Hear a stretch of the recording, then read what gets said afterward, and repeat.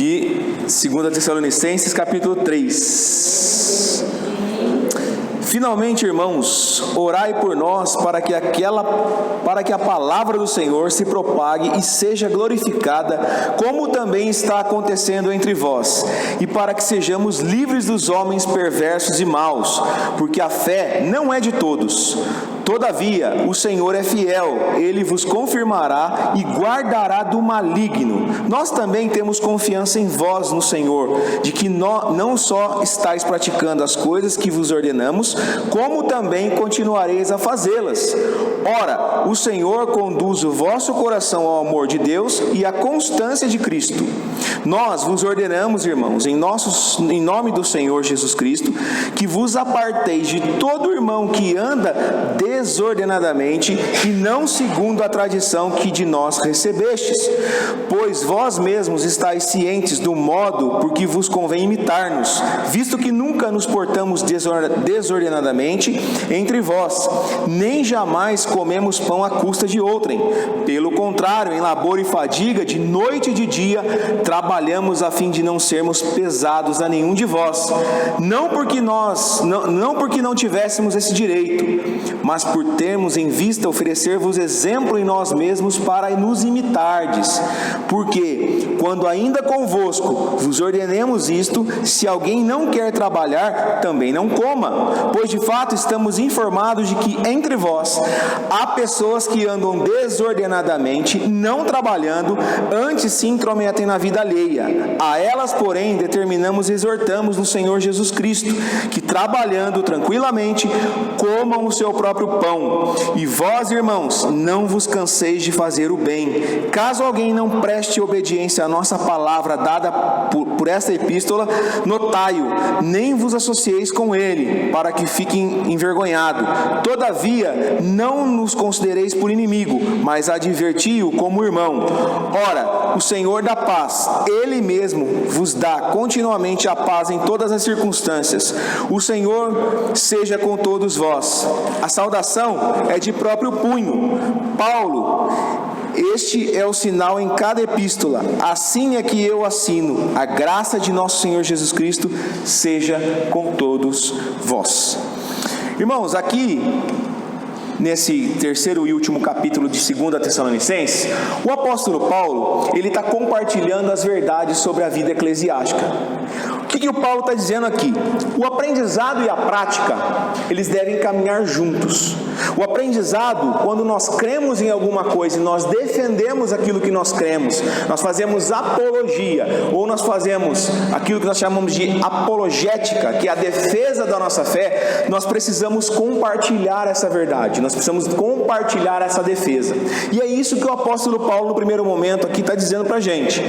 Paulo, ele estava certo de que os leitores da carta não se entregariam a Satanás, porque antes eles já eram instruídos na palavra e admoestados pelo próprio apóstolo para andar conforme os seus ensinamentos, não segundo Paulo, mas segundo Cristo.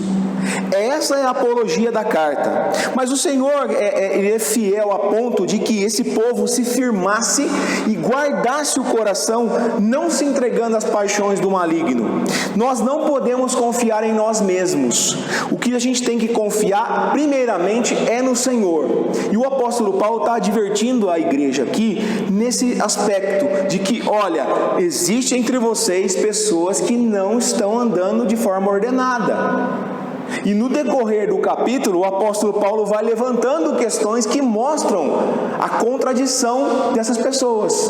Viviam como tais, mas não eram tais pessoas. Ou seja, não basta aqui, nesse contexto, não basta um exemplo, o líder ou os pastores da igreja, do povo, compartilharem a palavra a cada cristão, sem participar do ministério de uma forma essencial.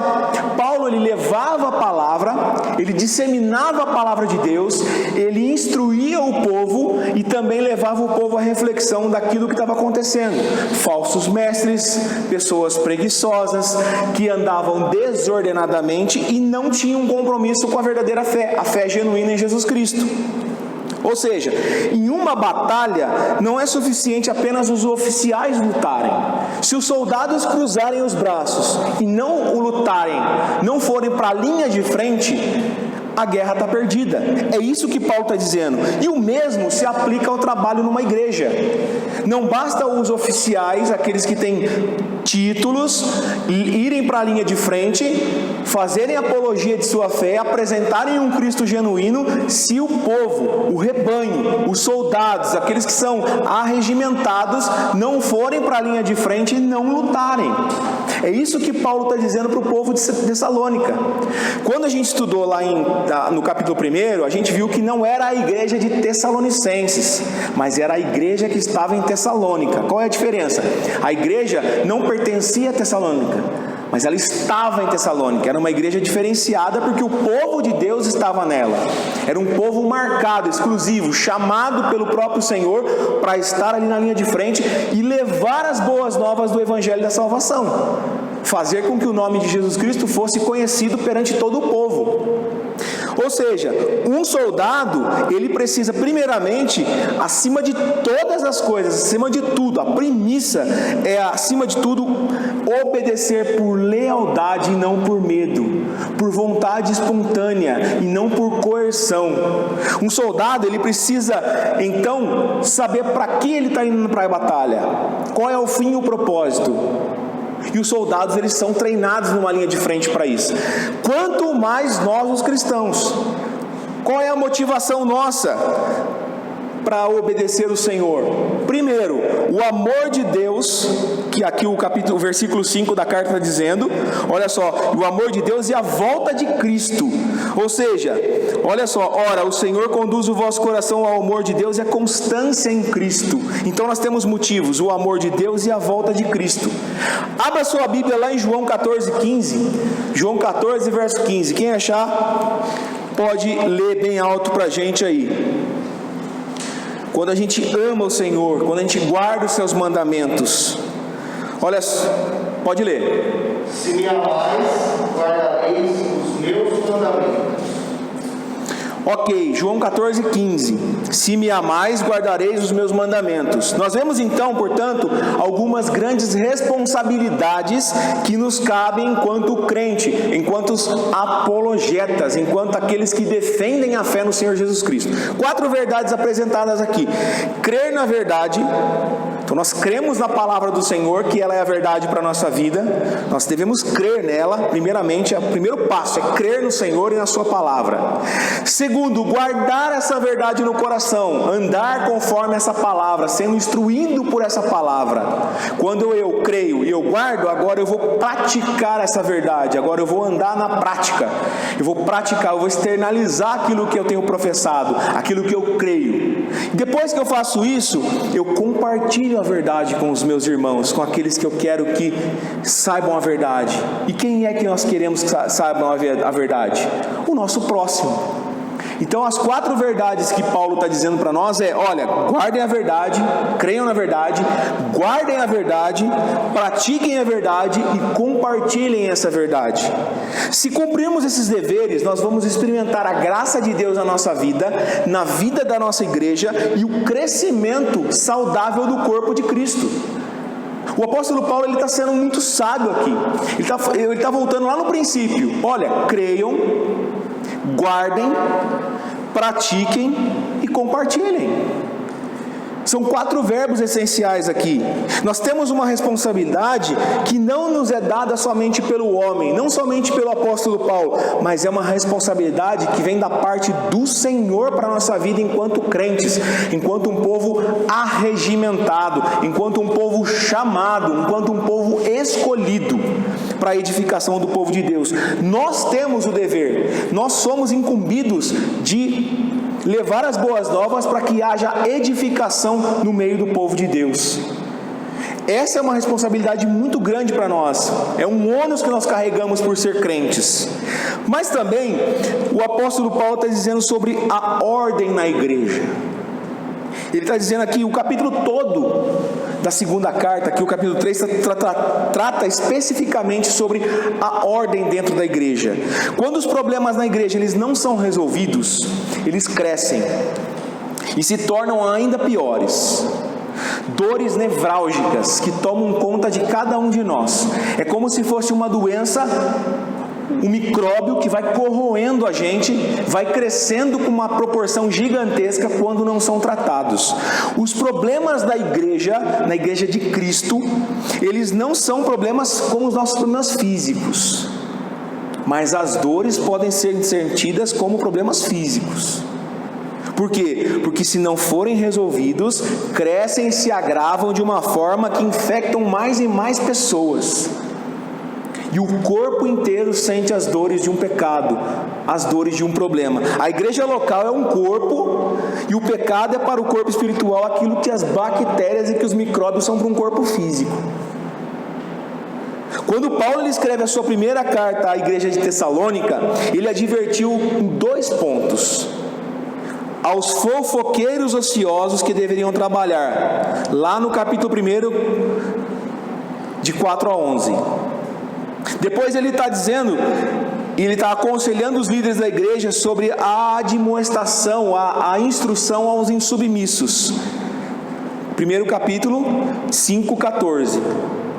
O termo insubmisso aqui, ele refere-se a um soldado fora de formação. Ao que parece, esses rebeldes que não tinham se arrependido dos pecados e das transgressões que estavam cometendo. Ou seja, Paulo ele dedica o restante da segunda carta agora, então, toda a segunda carta, para esse tipo de problema. Veja que Paulo teve muito trabalho com a igreja de Tessalônica. Ele leva a palavra, ele é perseguido, lembra? Paulo, Silvano e Timóteo, ele é perseguido, eles são expulsos, e aí ele deixa lá os dois, eles instruem o povo se rebela, o povo vai contra, há falsos mestres, há os falsos ensinos na igreja, não diferente do nosso tempo.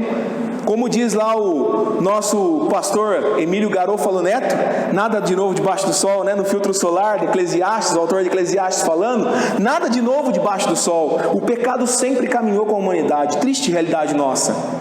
É muito triste pensar que Tessalônica teve problemas que nós hoje estamos enfrentando. Disseminação do mal, fofoca, ociosidade, falta de gente querendo trabalhar, falta de mão de obra, nunca pode, nunca quer, entendeu? É a mesma coisa num tempo diferente com outras personagens. Mas a palavra de Deus, ela é atemporal e está nos advertindo contra isso ainda hoje. Ou seja, o que estava de errado naquele contexto? Alguns membros da congregação interpretaram erradamente, de forma erroneamente, os ensinamentos de Paulo acerca da volta de Cristo. Algo semelhante com os dias de hoje. Mera coincidência. Ou seja, deixaram de trabalhar e passaram a viver à custa da generosidade da igreja. Ou seja, permaneciam ociosos enquanto outros trabalhavam e ainda esperavam que a igreja os sustentasse.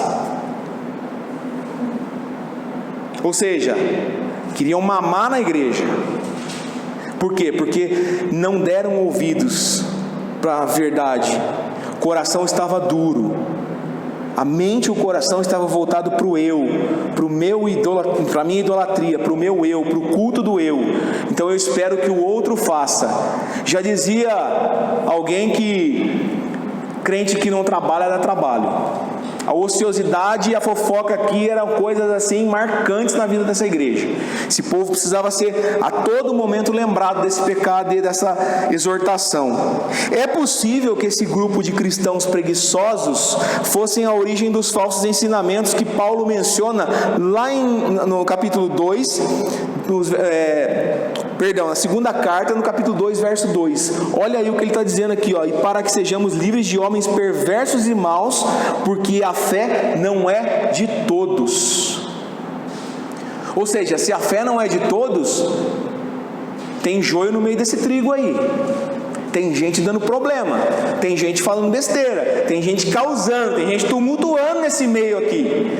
E aí o que Paulo está falando, olha, calma aí gente, vai com calma porque tem gente dando trabalho. É gente que não entendeu nada acerca do Evangelho. Tem gente aqui precisando ser exortada, se encontrar com Jesus. Tem gente que precisa torcer a orelha do cara. Ou seja, as interpretações e as aplicações equivocadas das verdades da palavra de Deus podem causar inúmeros problemas, e elas causam.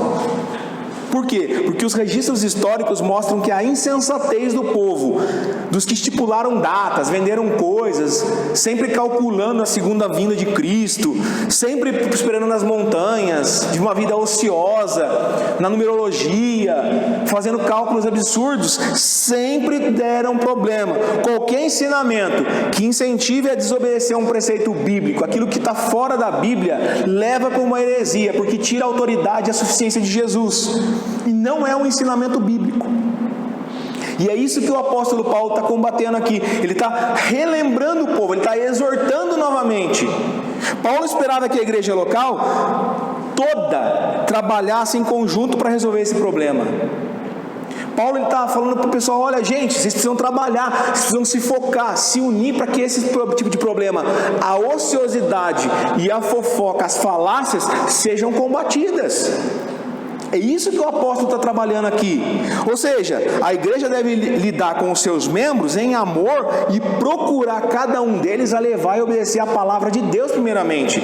Não o apóstolo Paulo, mas na autoridade que ele tinha para falar no nome do Senhor.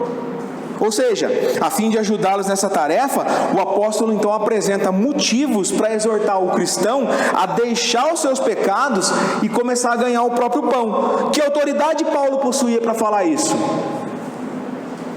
Autoridade do Senhor. E ele fala assim, olha, lá no verso 3, ele fala assim, no capítulo 3, verso 10, ele fala assim: se alguém não quer trabalhar, também não coma. E aqui ele não está falando daqueles que não têm emprego por uma fatalidade. Ele está falando daqueles que não querem. Olha, se alguém não quer trabalhar, então não coma. Olha a interpretação do texto. Se você não quer trabalhar, se você não quer contribuir, se você quer ficar aí debaixo da sombra e da água fresca, não vai comer. Olha o ensino. Possuía autoridade no nome de Jesus Cristo para falar isso. E em pelo menos 20 ocasiões ao longo da carta aos Tessalonicenses, Paulo usa o título completo do Salvador, que é: Jesus significa Salvador. E aí ele começa aqui a falar para a gente que Cristo significa o Messias ungido, e esse é o título divino. Então Jesus Cristo, o Messias ungido, o Salvador ungido. Confere lá com Mateus 1, verso 21. Se alguém quiser abrir lá e ler para a gente, pode abrir aí. Mateus 1, verso 21. Mateus 1, verso 21. Lê em voz alta. Ela dará à luz um filho e lhe porás o nome de Jesus, porque ele salvará o seu povo dos pecados deles. Porque ele salvará o seu povo dos pecados deles, o Salvador, o ungido, o Messias. E o que a Bíblia ensina sobre o trabalho manual ou intelectual? Dentre outras coisas, o trabalho fazia parte da vida do homem, sempre fez. Antes do pecado entrar em cena, o trabalho já existia. Deus incumbiu Adão de cultivar, de guardar o jardim do Éden, Gênesis 2,15. Está lá, o trabalho sempre existiu. O homem não foi feito para ociosidade. Não foi. Ninguém foi feito para ficar parado, inerte, estático. Foi feito para trabalhar. O que a Bíblia ensina sobre o trabalho é que o homem precisa trabalhar. Ele precisa cumprir o seu papel, o mandato social e cultural. Gênesis 2,15. Adão tinha suas funções. Ele precisava de funções. Deus ordenou para ele: trabalhe, ponha nome nos animais, domínios, faça sujeitá-los a você, a toda a criação. Apesar de o pecado ter transformado o trabalho numa labuta infindável e terrivelmente árdua, nós não devemos jamais pensar que a necessidade de trabalhar seja resultado da queda. Não é resultado da queda. O que é resultado da queda é o trabalho ter se tornado árduo, difícil, penoso. Porque lá na criação Deus já estabeleceu o trabalho. Então Paulo está dizendo aqui: olha, aquele que não quer trabalhar não vai comer, não tem direito de comer. Ou seja, o ser humano ele precisa trabalhar, ele precisa de uma realização pessoal. Isso é para a glória de Deus. Não tem esforço que não leva à glória de Deus. Todos os nossos esforços precisam ser para a glória de Deus, inclusive o nosso trabalho. É penoso. Puxa, é penoso sim, mas é por causa da queda. Não é simplesmente nós trabalhamos porque houve a queda. Não, o nosso trabalho é penoso porque houve queda.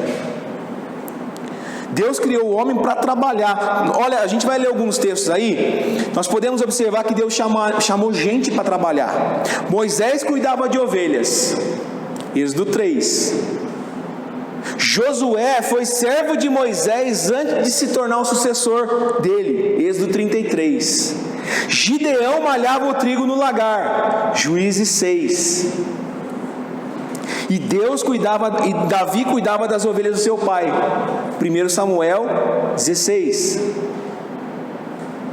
E o próprio Paulo, fazedor de tendas, Atos 18. E ele usava dessa ocupação para quê? Para sustentar o seu ministério. Ninguém aqui andava ocioso. Deus não chama preguiçosos para a obra. Deus não chama pessoas descomprometidas. Não chama. Deus não usa descomprometidos. E quando usa, Ele trabalha o cabra. Ele leva o cabra no pó, restaura a vida dele, muda o coração e a mente dele. Há uma metanoia, uma mudança de mente, coração e comportamento para que o homem agora glorifique o Senhor. Não existe preguiça, não existe fadiga que eu cruzo os meus braços e falo, olha, agora não quero mais. Não existe. A seara é grande, poucos os trabalhadores. E aquele que fica olhando para trás e larga a mão do arado, isso não presta, isso não serve para trabalhar, não adianta. Então Paulo está dizendo assim, olha, existe ociosidade no meio de vocês, existe fofoqueiros no meio de vocês. Isso eram dois problemas aqui que estavam em evidência. Ele vai findar essa carta, esse terceiro ponto da carta agora, dizendo sobre isso: ociosidade e fofoca, falácia. Os judeus, eles honravam o trabalho honesto. Eles exigiam que todos os rabinos soubessem um ofício. Essa é uma premissa dos judeus. Os gregos, por outro lado, desprezavam o trabalho manual e deixavam a encargo de seus escravos. Mas, por um outro lado, eles trabalhavam com a mente. Eles ensinavam, ainda que de forma errada, mas ensinavam. Ou seja, essa influência grega, somada à ideia equivocada da doutrina da volta de Cristo para esse povo, levavam esses convertidos a um modo de vida indigno de ser um cristão genuíno. Por quê? Porque eles não interpretaram as Escrituras, porque eles não deram ouvido às instruções de Paulo, porque eles estavam somente focados naquilo que fazia bem para eles. Tudo isso por causa do pecado que entrou na humanidade, mas também pelo pecado da idolatria, do eu. Eu me amo, eu preciso ser feliz, eu preciso descansar, eu não posso fazer, eu faço aquilo que eu quero. Eu sou crente, mas eu faço aquilo que eu quero. Ninguém manda em mim. É verdade esse bilhete. E aí Paulo está descendo um sarrafo no pessoal, fala, olha, cuidado. Paulo está descendo o pau aqui, fala, ó, cuidado. Tem problema no meio de vocês. Fiquem alertas. Não querem trabalhar, querem viver às custas do povo, da igreja. Abram os olhos. Esse povo aí, ó, fora. E aí Paulo usa o exemplo do próprio apostolado para falar para esse povo. Olha os versos de 7 a 10 aí. Pois vós mesmos estáis cientes do modo por que vos convém imitar-nos, visto que nunca nos portamos desordenadamente entre vós, nem jamais comemos pão à custa de outrem. Pelo contrário, em labor e fadiga, de noite e de dia trabalhamos, a fim de não sermos pesados a nenhum de vós, não porque não tivéssemos esse direito, mas porque temos em vista oferecer-vos exemplo em nós mesmos para nos imitardes. Porque quando ainda convosco vos ordenamos isto, se alguém não quer trabalhar, também não coma. Ou seja, como apóstolo, Paulo tinha o direito de esperar o sustento financeiro, mas ele abre mão desse direito de uma forma deliberada, a fim de dar um exemplo aos seus recém-convertidos, para que não houvesse uma situação ali que comprometesse o apostolado e muito mais a honra do Senhor Jesus. Paulo aqui trabalha nesses aspectos. ele tinha o direito de, como apóstolo enviado, esperar um sustento financeiro, mas ele abre mão. Então ele é fazedor de tendas, ele sustenta o seu ministério. Por meio dessa atitude, ele mostra um caráter cristão ilibado e maduro, que não tenha do que se envergonhar. Ele mesmo escreve isso, que maneja bem a palavra da verdade, que não tenha do que se envergonhar. Então Paulo era um homem de caráter ilibado, por isso foi tão usado pelo Senhor. Líderes egoístas usam as pessoas para garantir o próprio sustento e sempre estão exigindo os seus direitos. Quais os direitos? Tirar daqueles que menos têm? É isso que nós precisamos pensar, refletir.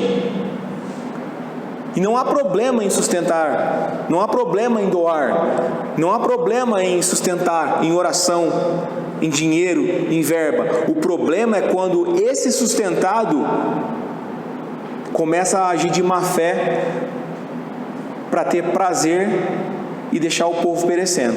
É isso que Paulo está dizendo aqui. E já que tinha gente ociosa e que falava demais na igreja, porque ele fala assim, ó, tem ocioso que está dando trabalho, está falando coisa que não deve. Então agora eu vou usar o meu exemplo, vou abrir mão daquilo que eu tenho por direito e eu vou trabalhar para sustentar o meu ministério.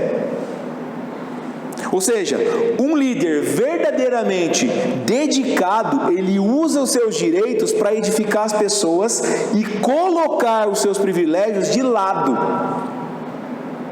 Não é errado ter privilégios, mas usá-los de forma sábia. Se o contexto que eu estou vivendo exige que eu abra mão, abro mão.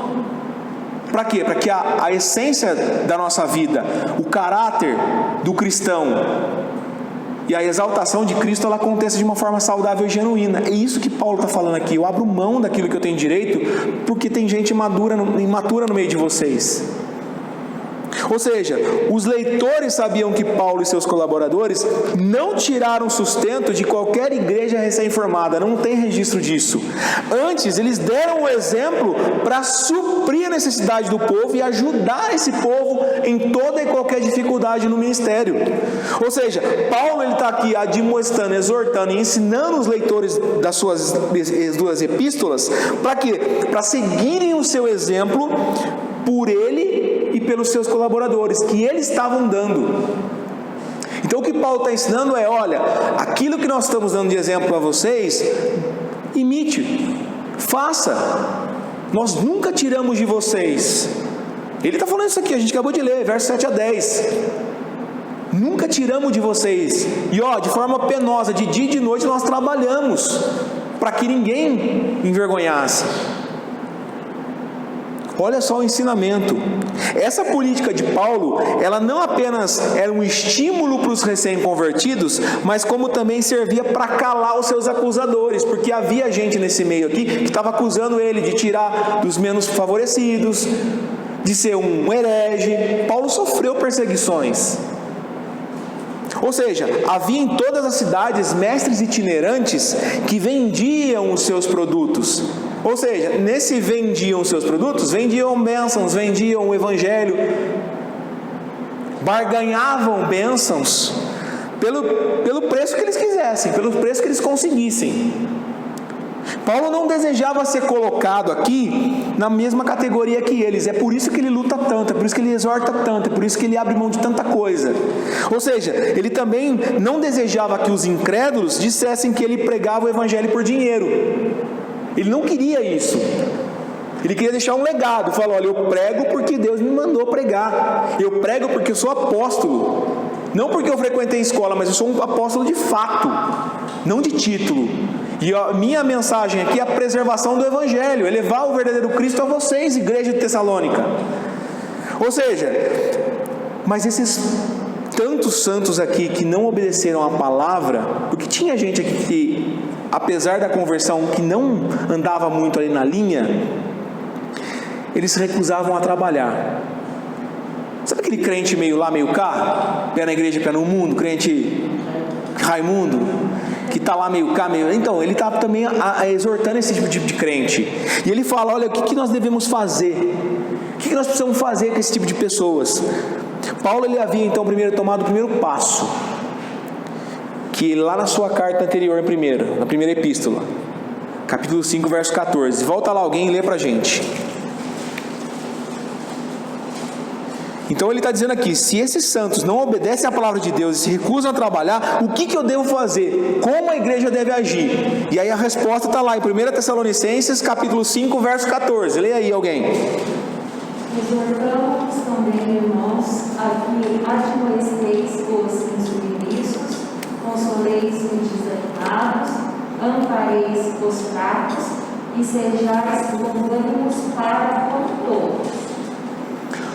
Exatamente o que Paulo está fazendo. Ele está fazendo o seguinte, ele está advertindo sobre o erro desse povo. E aí na segunda carta, ele adverte esse povo novamente, ele ainda acrescenta, olha, se não obedecessem os membros da igreja, deveriam discipliná-los pessoalmente. Agora ficou mais sério, porque lá ele estava instruindo, agora ele fala, olha, agora vocês devem repreender e disciplinar aqueles que andam desordenadamente. Perceba o que a palavra de Deus diz, esses facciosos devem ser advertidos oficialmente 2 vezes, neste contexto. Ou seja, se voltarem a pecar, ou se dividirem a igreja, devem ser advertidos, e pela 3ª vez, não sendo submissos, não querendo mais o comprometimento e a restauração, agora vocês devem expulsá-los do meio de vocês. Olha o que ele fala, o próprio Paulo fala, evita o homem faccioso depois de admoestá-lo 1ª e 2ª vez, pois sabes que tal pessoa está pervertida e vive pecando e por si mesma está condenada. Tito 3, 10, 11. Ou seja, ele fala agora então, para que a falta de insubmissão, a facciosidade, a divisão do meio do povo, aquele que dissemina o mal, aquele que agora faz aquilo que é contrário à palavra de Deus, que não quer trabalhar, que quer só fazer fofoca e causar dentro da igreja, que seja advertido, e se não quiser o comprometimento, que seja então disciplinado, e que se não quiser restauração, que seja então expulso do meio do povo de Deus. Agora o negócio ficou um pouco mais sério. Agora o apóstolo Paulo está trabalhando uma outra questão aqui, algo que se perdeu dentro da igreja. É um assunto muito delicado a gente disciplinar. Eu dei uma aula semana passada exatamente sobre isso. Capítulo 30 da nossa confissão de fé, lá na seção 3, diz que a disciplina não é para envergonhar, é para trazer para o meio. E quando a igreja é complacente com o pecado alheio, sabe, não toma uma postura digna de um caráter de um cristão, a ira de Deus pode recair sobre essa igreja. É muito sério. E o que Paulo está dizendo aqui é, olha, tente uma 1ª, tente uma 2ª, discipline pessoalmente, exorte com amor, mas numa 3ª vez, se esse cara não quiser, expulsa do meio. Como a gente escolhe pecados também, né? Exato. Não fala nada e depois... A gente vê que o pecado que aparece dentro da igreja é a gravidez, né? A gravidez fora do casamento, a gravidez indesejada, né? Porque aos nossos olhos é indesejada, né? Mas a Igreja Presbiteriana do Brasil, ela também ordena que as falácias sejam disciplinas eclesiásticas, só que por um comprometimento de amizade, de para quê? Deixa disso. Mas e aí a gente começa a ver coisas dentro da igreja que não começam a tumultuar, e aí a gente vê que a honra de Deus não está sendo ali, está no canto, e a gente começa a perguntar, mas por que a igreja está definhando? Por causa de mim, por causa de você, que somos complacentes, a gente faz igual os Pilatos, lavamos as nossas mãos, isso aí não é problema meu. É sim, Paulo está dizendo, é problema de todos, é o corpo aqui. E lembra que um pouco de fermento leveda toda a massa. Um pouquinho de fermento vai destruir o corpo. Porque, lembra Jesus falando? O joio moído vira veneno, mas o trigo moído vira pão. Alimenta, traz vida. É isso que Paulo está falando. O joio moído é veneno, ele envenena. E ele é igual. Continuar nesse irmão tá caído. Exatamente. O Neyton falou isso. Exatamente. O pastor Cláudio dizia muito isso. A igreja, infelizmente, é o único exército que deixa seus soldados feridos morrendo na guerra. Nós devíamos chorar a dor do outro. Se está alguém em pecado, nós devíamos chorar essa dor. Mas a gente tem uma terrível mania de fazer uma fofoca gospel. E como a gente gosta. Olha, eu vou te contar uma coisa, mas você não pode contar para ninguém. É para orar por ele. É para orar por ele. É tenso. E olha que esse problema já existia em Tessalônica. Há quanto tempo Paulo falou isso, escreveu isso, exortou a igreja, e o povo hoje faz a mesma coisa. Mas então Paulo fala mais um aspecto dessa igreja, que a capacitação nossa não vem de nós, não vem de apóstolo, não vem de mestre, não vem de profetas, mas vem do Senhor. Últimos versículos 16 a 18. Ora, o Senhor da paz, Ele mesmo vos dê continuamente a paz em todas as circunstâncias. O Senhor seja com todos vós. A saudação é de próprio punho. Paulo. Este é o sinal em cada epístola, assim que eu assino. A graça de nosso Senhor Jesus Cristo seja com todos vós. O que Paulo está dizendo aqui? Nenhum cristão pode dizer, não sou capaz de obedecer a palavra de Deus e de trabalhar. Nenhum cristão pode dizer isso. Por quê? Porque Deus provê toda a capacitação necessária para o povo. Deus, Ele provê tudo do que nós precisamos para obedecê-lo. Todas as coisas vos serão acrescentadas, tudo. Guardai os meus mandamentos. Primeiro existe uma implicação, guarda os mandamentos e tudo vos será acrescentado. E aí Ele é o Senhor da paz. E se Ele é o Senhor da nossa vida, nós teremos paz em nosso coração e nós vamos ajudar a estimular a paz e a comunhão dentro da igreja. Nós vamos fugir do mal, nós vamos fugir daquela falácia, nós vamos fugir da fofoquinha, da picuinha, daquilo que não edifica, daquilo que só traz tropeço e não traz edificação. Nós vamos fugir disso. Se há problema na igreja, há problema no coração de alguém. Se tem coração ferido, tem coração doente, tem resistência. Se tem resistência, tem aí uma rebelião. Paulo está dizendo isso. Trate as pessoas, cuide das pessoas, exorte as pessoas. Há facciosos, há pessoas ociosas, sem trabalho. E o diabo usa desses artifícios. Ele vai pegar assim, pesados. Ele não vai vir de uma vez, mas vai sorrateiramente comendo pelas beiradas. A astúcia de Satanás é muito grande. E nós precisamos estar vigilantes quanto a isso. Se o Senhor Jesus, Ele é o Senhor, há paz. Se há conflitos no coração, Jesus, Ele não é o Senhor. Olha Tiago aí, Tiago 4, verso de 1 a 10. Pode ler de 1 a 10, lê tudo aí. Tiago 4, de 1 a 10.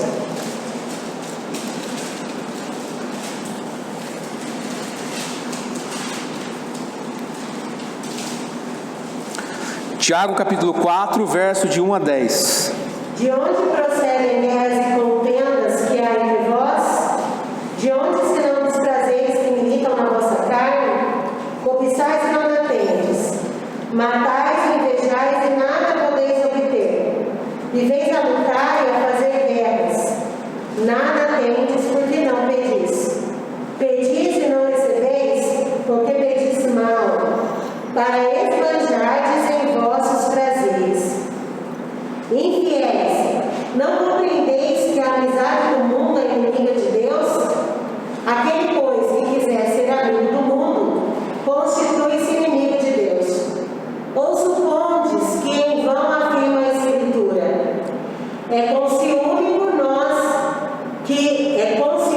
por nós anseia o Espírito que Ele faz habitar em nós? Antes, Ele dá maior graça pelo que diz: Deus resiste aos soberbos, mas dá graça aos humildes. Sujeitai-vos, portanto, a Deus, mas Ele resistiu ao diabo e ele fugirá de vós. Chegai-vos a Deus e Ele se chegará a vós outros. Purificai as mãos, pecadores, e vós que sois de ânimo dobre, limpai o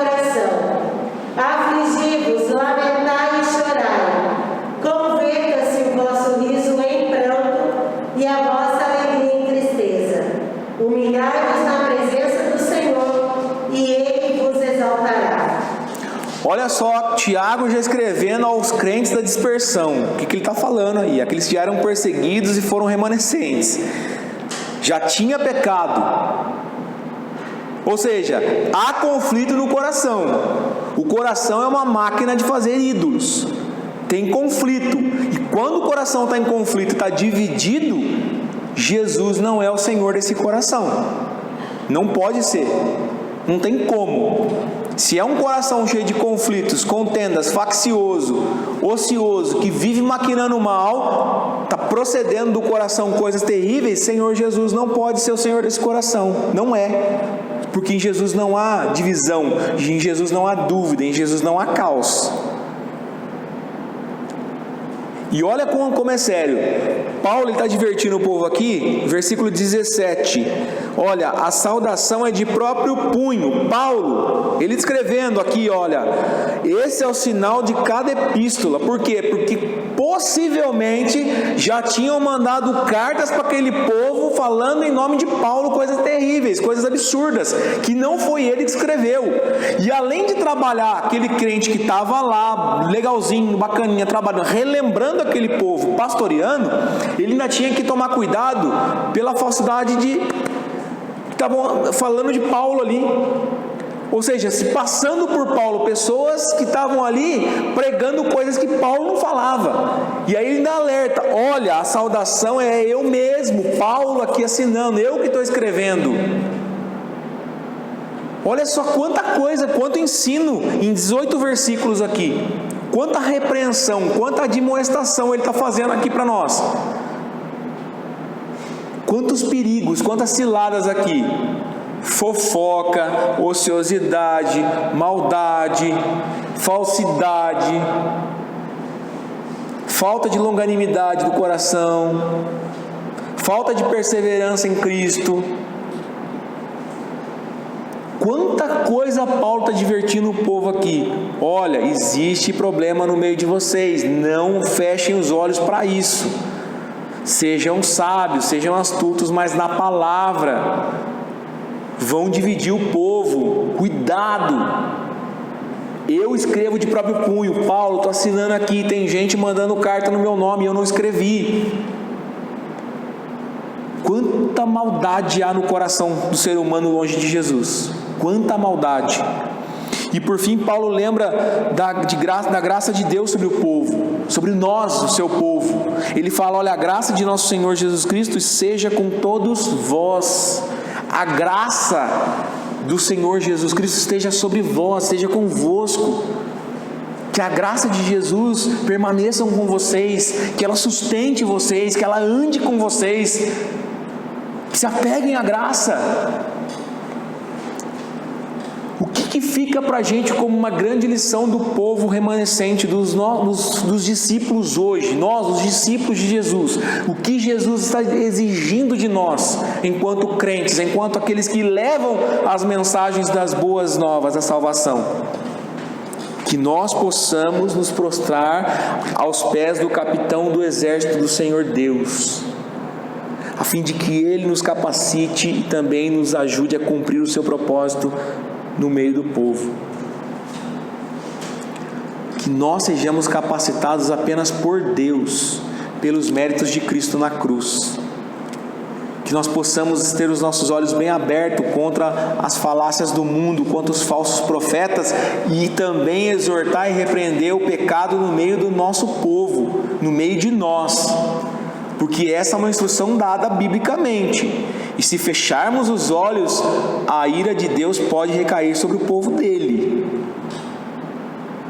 Se você olhar a Bíblia, se você for para a nossa confissão de fé, você vai encontrar isso lá.